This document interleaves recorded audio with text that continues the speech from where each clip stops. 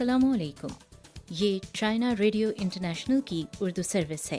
Radio से अब तक की हम खबरों के साथ ये आवाज़ है सारा अफजल की। सबसे पहले आज के खबरनामे में शामिल अहम खबरों पर एक नज़र। अमरीकी वज़ीर ख़ारिजा की वांग ई से टेलीफोनिक बातचीत। चीनी वज़ारत ख़ारिजा का कहना है कि चीन और अमरीका दोनों ने ही अमरीकी वज़ीर ख़ारिजा के दौरे चीन का कभी ऐलान नहीं किया था। यूरोपीय यूनियन ममालिक रूसी पेट्रोलियम मसनूआत की ज़्यादा से ज़्यादा कीमत की हद पर मुत्तफ़िक़। आइए जानते हैं खबरें तफसील के साथ।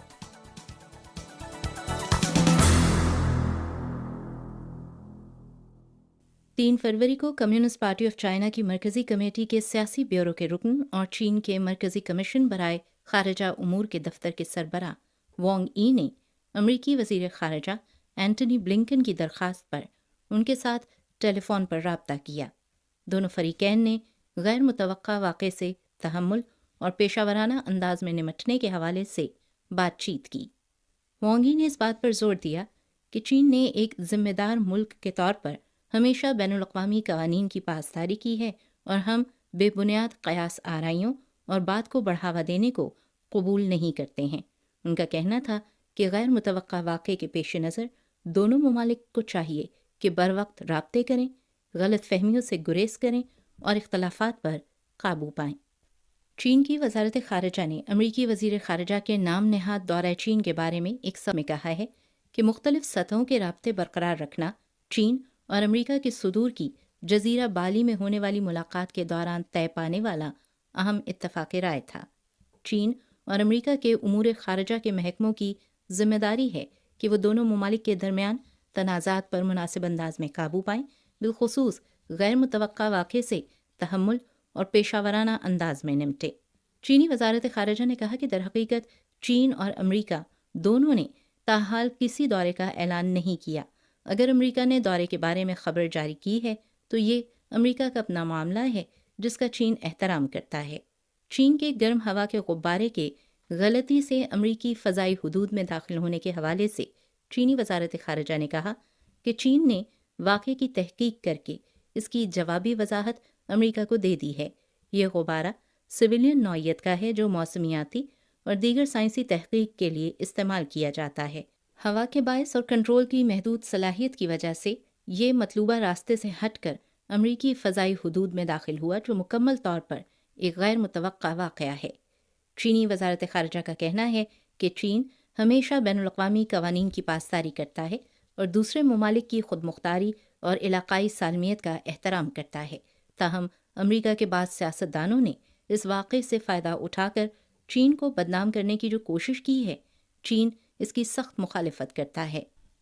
3 फरवरी को चीन की वज़ारत सनअत व इंफॉर्मेशन टेक्नोलॉजी और वज़ारत नक़्ल व हमल समेत 8 महकमों ने मुल्क भर में अवामी शोबे में गाड़ियों को बरक़ाने का तजर्बा शुरू किया है। वज़ारत सनअत व इंफॉर्मेशन टेक्नोलॉजी के मुतअल्लिक़ा हुक्काम का कहना है कि इससे चीन की नई तवानाई की गाड़ियों की खपत के साथ साथ ऑटोमोबाइल सनअत में तवानाई के तहफ़्फ़ुज़, इख़राज में कमी और माहौल दोस्त तरक्की को फ़रोग़ मिलेगा। इत्तलात के मुताबिक गाड़ियों को बरक़ाने के आज़माइशी तजर्बात 2023 से 2025 तक जारी रहेंगे। इन शोबों में सरकारी गाड़ियाँ, शहर में चलने वाली बसेस, सफाई की गाड़ियाँ, टैक्सीज़, पोस्टल एक्सप्रेस गाड़ियाँ, शहरी लॉजिस्टिक डिस्ट्रीब्यूशन गाड़ियाँ और हवाई अड्डे की गाड़ियाँ शामिल हैं। और वज़ीर सेहत आनोतिन चरणवीराकुल ने चाइना मीडिया ग्रुप को दिए गए एक खुसूसी इंटरव्यू में कहा कि जब से चीनी हुकूमत ने इंसदाद वबा की पॉलिसी को बेहतर किया है, थाईलैंड ने गर्मजोशी के साथ चीनी सयाहों का खैर मकदम किया है।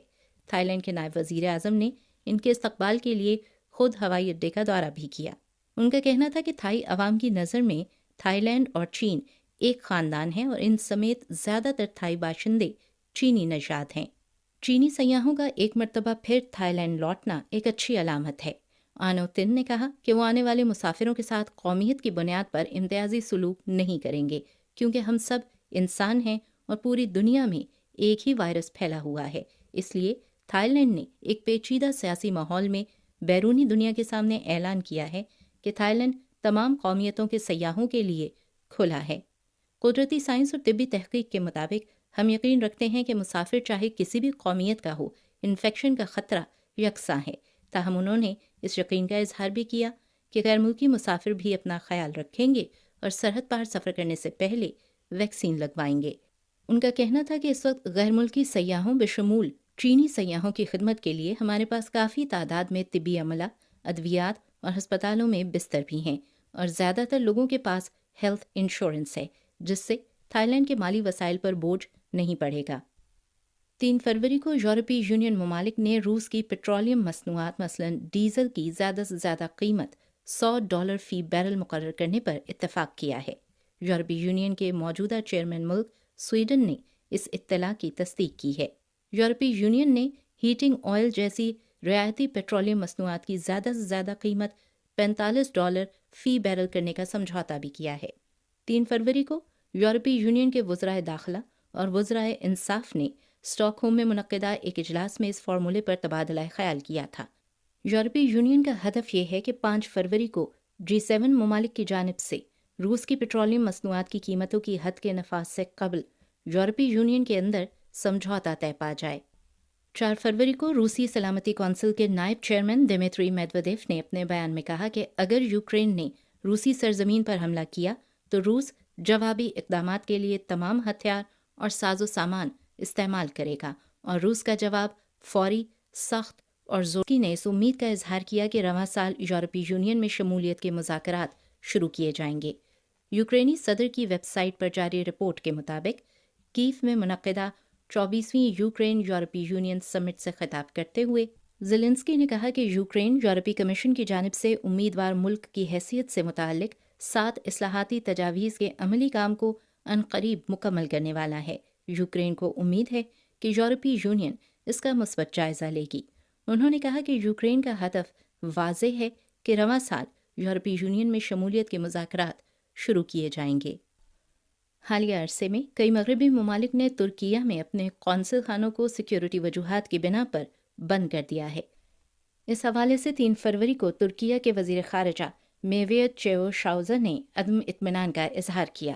ترکیہ کے وزیر خارجہ نے اسی دن استنبول میں ارجنٹائن کے وزیر خارجہ سے ملاقات کے بعد ایک پریس کانفرنس میں کہا کہ دیگر مغربی ممالک نے نام نہاد سیکیورٹی کی آڑ میں ترکیہ میں اپنے قونصل خانوں کو بند کر دیا ہے اور ترکیہ کو کوئی وضاحت پیش نہیں کی۔ ترکیہ کی نظر میں یہ دانستہ اقدام ہے، اور 2 فروری کو ترکیہ نے 9 مغربی ممالک کے سفراء کو طلب کر کے اس حوالے سے اپنا موقف ان پر واضح کر دیا تھا۔ یاد رہے کہ 2 فروری کو ترکیہ نے امریکہ، برطانیہ، فرانس، جرمنی اور نیدرلینڈ سمیت 9 مغربی ممالک کے سفراء کو طلب کر کے اس مسئلے کے حوالے سے ترکیہ کی تشویش کا اظہار کیا تھا۔ فلسطینی ذرائع ابلاغ کے مطابق 4 فروری کی صبح اسرائیلی فوج نے اچانک دریائے اردن کے مغربی کنارے پر واقع شہر جیریکو پر حملہ کیا۔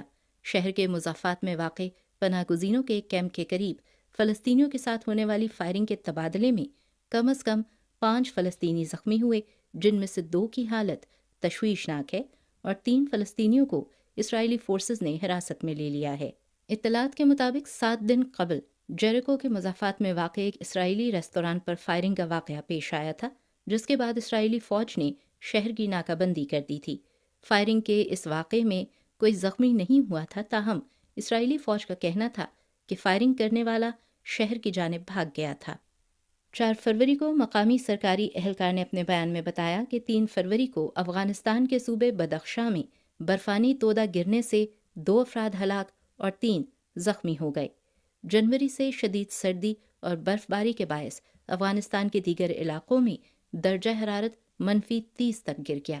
سرکاری اہلکار کے مطابق پورے ملک میں شدید سردی کے باعث 170 سے زائد افراد ہلاک ہو چکے ہیں۔ خبرنامے کے اختتام سے قبل ایک نظر آج کے خبرنامے کی شہ سرخیوں پر۔ امریکی وزیر خارجہ کی وانگ ای سے ٹیلی فونک بات چیت۔ چینی وزارت خارجہ کا کہنا ہے کہ چین اور امریکہ دونوں نے ہی امریکی وزیر خارجہ کے دورہ چین کا اعلان نہیں کیا تھا، اور یورپی یونین ممالک روسی پیٹرولیم مصنوعات کی زیادہ سے زیادہ قیمت کی حد پر متفق۔